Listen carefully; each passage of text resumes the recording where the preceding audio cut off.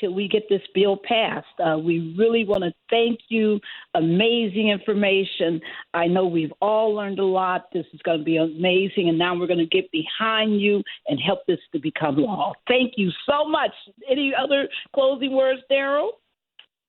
Oh, no. Thank you so much. We look forward to certainly working with you in the future. Thank you for all that you're doing. I mean, you're out there in it, really working for the voters and the folks that are part of Navajo Nation and the other Native American families that are there. So we appreciate you so much. Thank you so much, and likewise to you all for getting the word out there and keeping voters front and center of all this work. Thank you so much. Bless. Bye-bye. Bye-bye. Now, wow, people, I know you're saying, whoa, they're covering so much and they're moving so fast. Yes, because we got a lot to talk about. Oh, we all have been watching this controversy about Alito. We did a show 2 weeks ago about Alito's upside-down flag at his house. And then it turns out what, Daryl, that he had another flag at their vacation home. That was a call to heaven flag, which is usually used by Christian nationalists to indicate, their philosophical positions, and that explains a lot about what Alito's been doing in the court to destroy, the separation of church and state. So, but we found out that he had this other flag. It's been up forever, also on and off, and he, of course, continued to blame his wife. Now he's talking about, his wife has an ownership, partially in this property, and of course, women being hysterical. You can't make them take down stuff when they're acting wrong. I mean, he's played on all those stereotypes. And Terry O'Neill, I'm just disgusted hearing it. And I just think that we have to, talk about, about what's going on with Alito. But before we get to Alito, we have with us Attorney Lynn Whitfield. Lynn, we've been talking about July 17th, and everything we're talking about ends up in July 17th. Can you tell all our listeners out there, because we've been saying we want you involved, we want you to host events, we want you to participate. How do they get that information? How do they sign up? Just tell people what the next steps are for participating in July 17th. Thank you, Barbara. Of course. And we are so excited. We have approximately 18 events signed up already. From the state of Washington to Washington, D.C. And it's really not that hard. If you want to think about holding an event, then you should attend the meeting on June the 13th at 4 o'clock Eastern Time. You can get to the information and register for that meeting by going to mobilize.us. That's MOBILIZE. US, and put / John Lewis actions. First of all, what that's going to do is take you to all the actions that are already planned for July 17th. And it will also get you to the planning meeting registration by going to that site. So that's how they do it, Barbara. It's very simple. Now, if they are thinking and already know they want to host an event and they just want to skip all of that and go directly to a page that will allow them to put their event on Mobilize, if they have pencil and paper, they can go to tinyurl, that's tinyurl.com, and then / 2024 John Lewis. That's tinyurl, that's tinyurl.com, COM / 2024 John Lewis. And that will take them directly to the page where they will put in the information about their event. And we want everyone listening to know that Daryl, Lynn, and I will be putting this up on our website. On our various social media pages. We're going to make sure that you can get it because I know it's hard for many people to visualized links, but we're going to put those links there. Plus, if you really want to do it the simple way, go to tjcoalition.org, our website, tjcoalition.org, and you can click right at the top of the website. There's a rotational where you can click to join us on June 13th, where you can get more information about hosting your event on Mobilize. It's simple, simple, simple. So we want you to do that. We want you to be part of this activity. Daryl, is there anything you wanted to add? No, Barbara, the activity for July the 17th is really open to all kinds of activations across the country. If you're not comfortable doing a candlelight vigil, you just may want to do something at your home. You may want to do something in a park. Just have a conversation. You may just want to do a Zoom.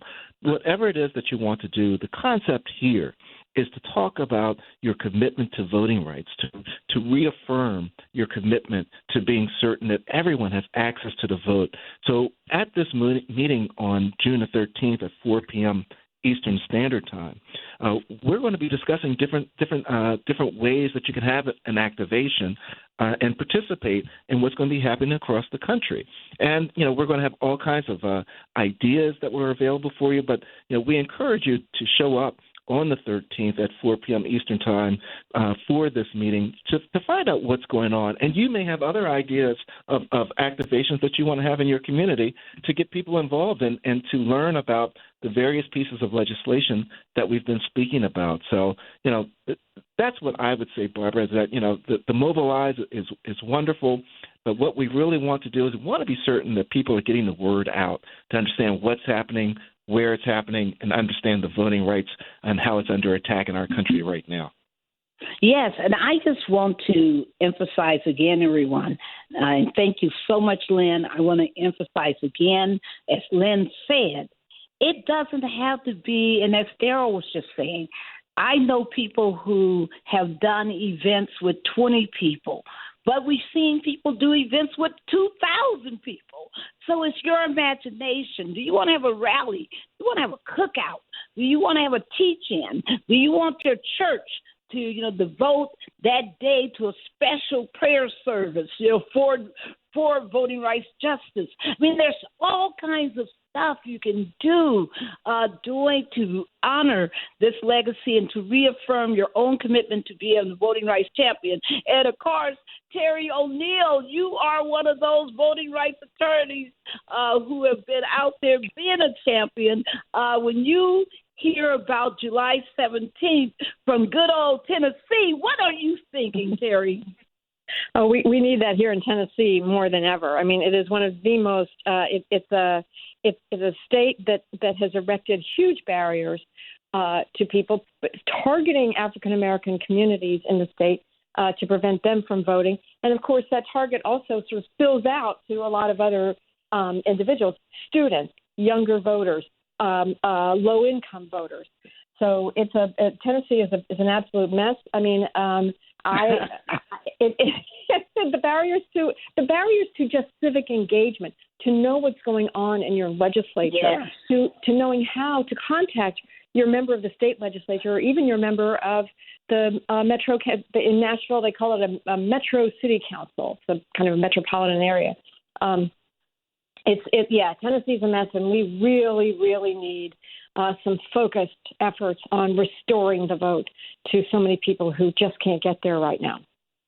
Amen. And Terry, what do you think about my wife did it? Oh, my hysterical, uncontrollable wife did this.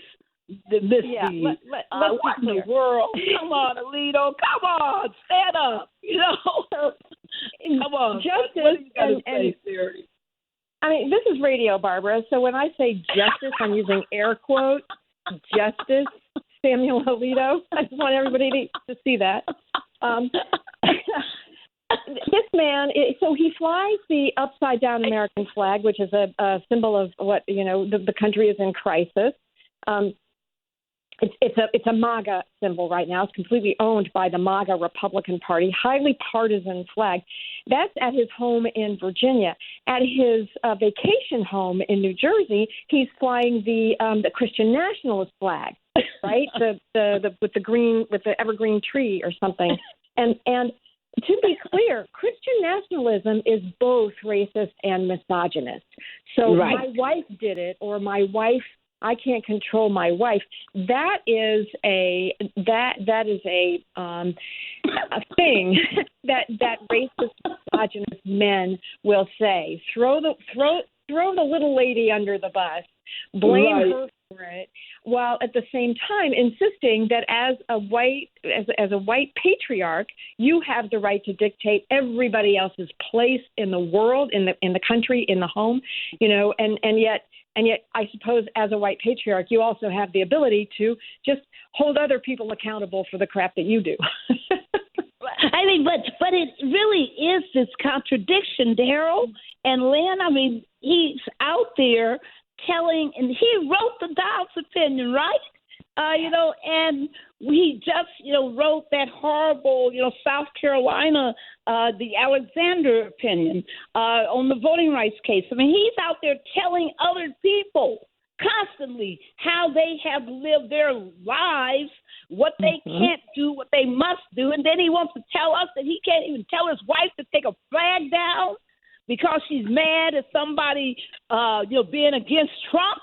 Can you imagine that? I mean, what are we dealing with, Terry? What's really going on here?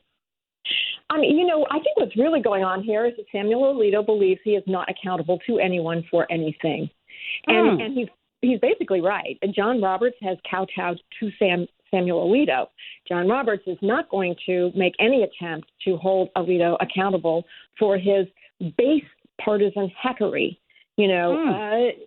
Justice Amy Coney Barrett made a speech maybe last year or the year before saying that she really doesn't want the Supreme Court to go down the road where people think of the justices as partisan hacks.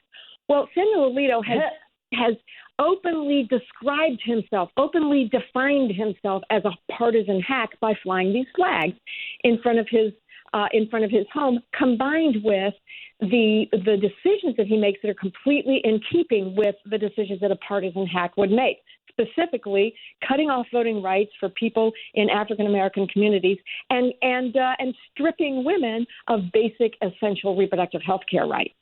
So he rules like a partisan hack. He flies his flag like a partisan hack. I mean, at some point, we got to say this guy's a duck. He's doing everything but quacking. Quacking everything but quack. Yes. And Daryl, I mean, come on. He has now last week refused, told Congress and the world that he's not going to recuse himself from any cases on January 6th, where they flew the upside-down flag. It's part of their Stop the Steal, quote, Stop the Steal nonsense, and, deadly nonsense, I should say. And he also has said that, he's not going to recuse himself from any cases involving Donald Trump. When his wife was out there terrorizing the neighborhood because she was mad that somebody had a expletive Trump sign, a flag that they were flying. I mean, come on. What do you make out of this, Daryl? How do we get to court reform? Because, as Terry said, Justice Roberts also told Congress that he won't meet with them. He won't meet with the Senate to talk about the misdeeds of his own court. What do we do? Yeah, Barbara, it's very interesting because, clearly there is a court reform that's being discussed by many across the country. But, interestingly, the court has been changed and expanded previously, but I'm not certain that simply expanding the court is going to resolve the problem that exists.